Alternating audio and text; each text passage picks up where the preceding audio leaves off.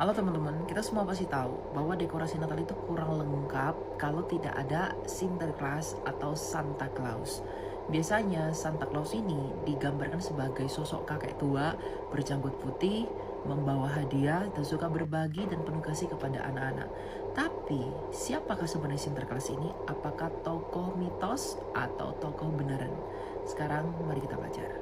Banyak orang beranggapan bahwa Sinterklas atau Santa Claus merupakan tokoh dongeng atau tokoh mitos. Padahal pada faktanya Sinterklas itu benar-benar ada.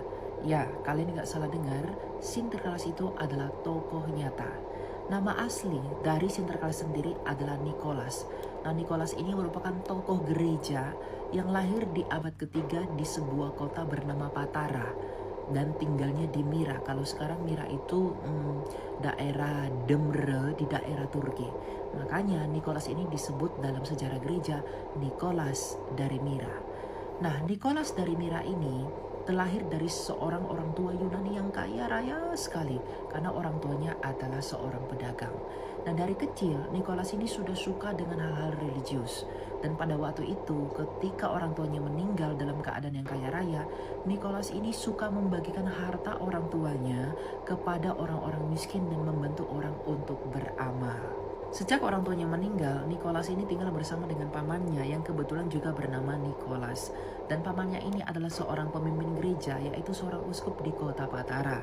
Dan ketika dia tinggal bersama dengan pamannya ini, maka pamannya inilah yang mendidik dan membina dia lebih dalam tentang hal-hal kekristenan, yang pada akhirnya pamannya sendiri yang menabiskan Nicholas menjadi seorang imam, hingga pada akhirnya Nicholas sendiri menjadi seorang pemimpin gereja, yaitu menjadi seorang uskup di Mira. Dan Nicholas sendiri meninggal pada usia 73 tahun, dan di dalam beberapa tradisi gereja, Nicholas ini dirayakan setiap tanggal 6 Desember. Tapi kenapa sih Nicholas ini identik dengan anak kecil dan pemberian hadiah kepada anak-anak ketika hari raya Natal?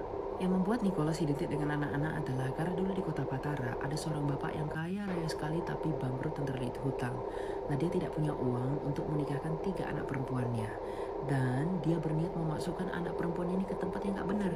Nah, ketika Nicholas mendengar ini, maka dia prihatin dan menyumbangkan harta warisan orang tuanya berupa 3 bongkah emas kepada bapak tadi agar anaknya ini tidak jadi dimasukkan ke tempat yang gak benar itu.